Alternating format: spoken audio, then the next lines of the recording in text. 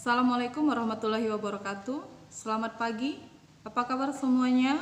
Semoga kita semua diberikan kesehatan dan dilindungi oleh Allah Subhanahu wa taala dari pandemi corona yang sedang melanda dunia pada saat ini. Baiklah, kembali lagi dengan Ibu Desi Arisandi di mata pelajaran sosiologi. Baiklah, untuk minggu kemarin kita sudah pernah belajar materi tentang manusia sebagai makhluk individu dan juga manusia sebagai makhluk sosial. Untuk minggu ini kita akan mempelajari materi tentang individu dan keluarga. Adapun tujuannya yaitu setelah belajar tentang materi ini kita akan mengetahui pengertian individu, pengertian keluarga, tugas-tugas keluarga, dan juga fungsi yang ada di dalam keluarga. Baiklah, kita mulai pertemuan kita pada hari ini. Yang pertama adalah tentang pengertian individu. Individu itu berasal dari bahasa Latin, yaitu individuum, yang mana artinya adalah tidak terbagi.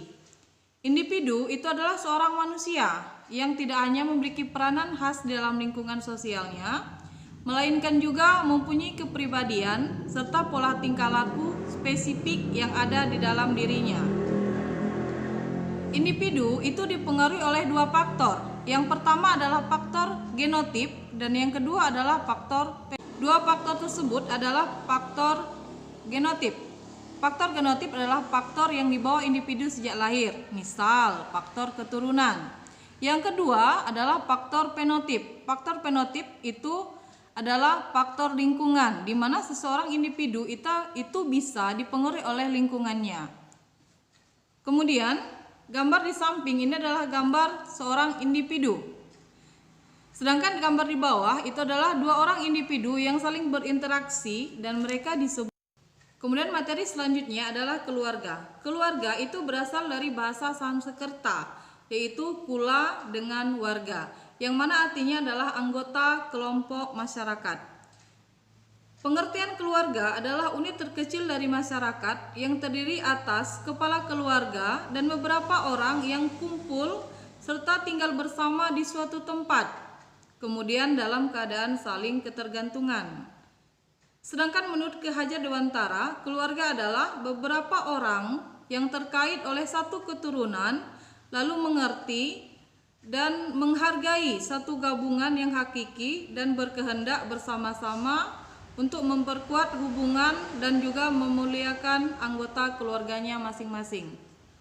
Dari pengertian keluarga tersebut dapat kita simpulkan bahwa keluarga itu adalah unit terkecil dari masyarakat.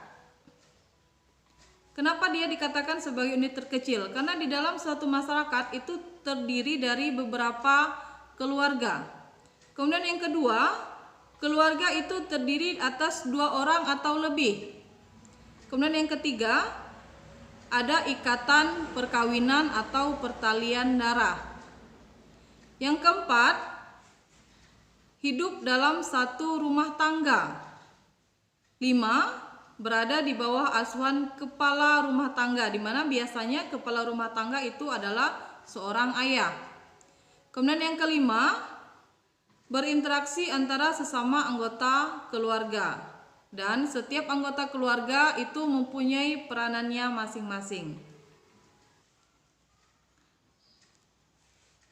Gambar berikut adalah sebuah gambaran tentang keluarga, yang mana keluarga itu bisa kita bedakan menjadi dua macam, yaitu keluarga inti dengan keluarga besar.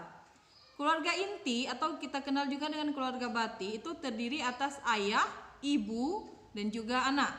Sedangkan keluarga besar itu terdiri atas orang tua, anak, bisa ada kakek, nenek, paman, ataupun bibi. Keluarga, setiap anggota keluarga itu ada perannya masing-masing. Misal seorang ayah itu perannya adalah sebagai kepala keluarga, dan seorang ayah juga itu harus mencari nafkah untuk semua anggota keluarganya.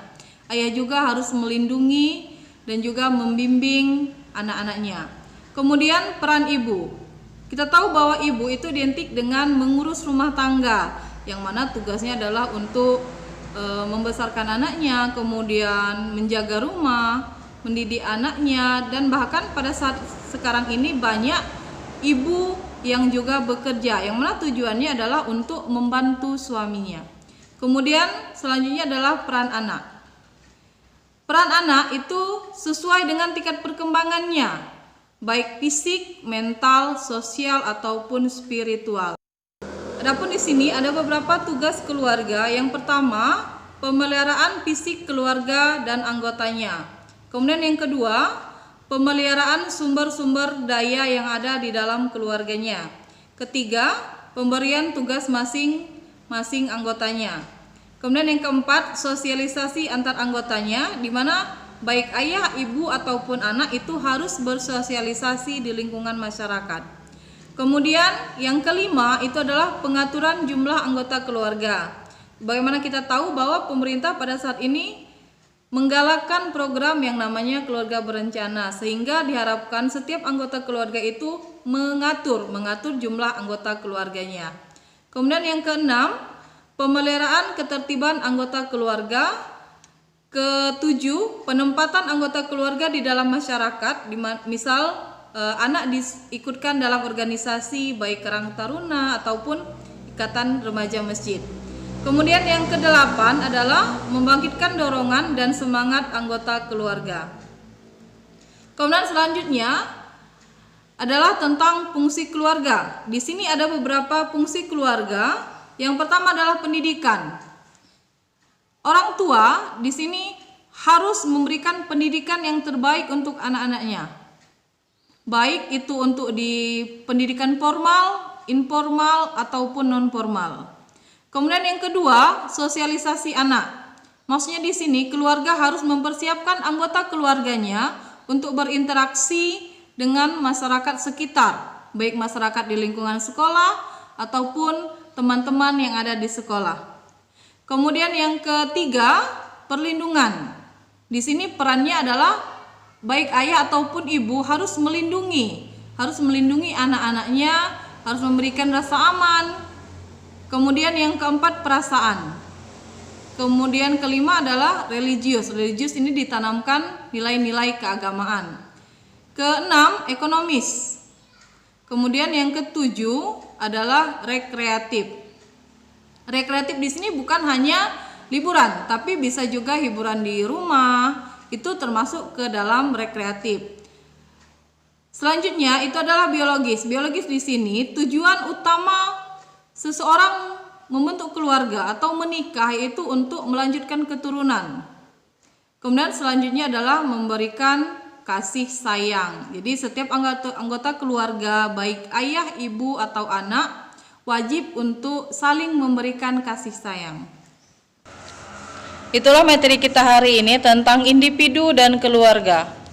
Supaya kalian lebih memahami materi kita, di rumah kalian buat sebuah video di mana di dalamnya terdapat sebuah kebiasaan atau yang sering kalian lakukan yang berhubungan dengan fungsi keluarga, baik itu fungsi ekonomis, fungsi sosialisasi.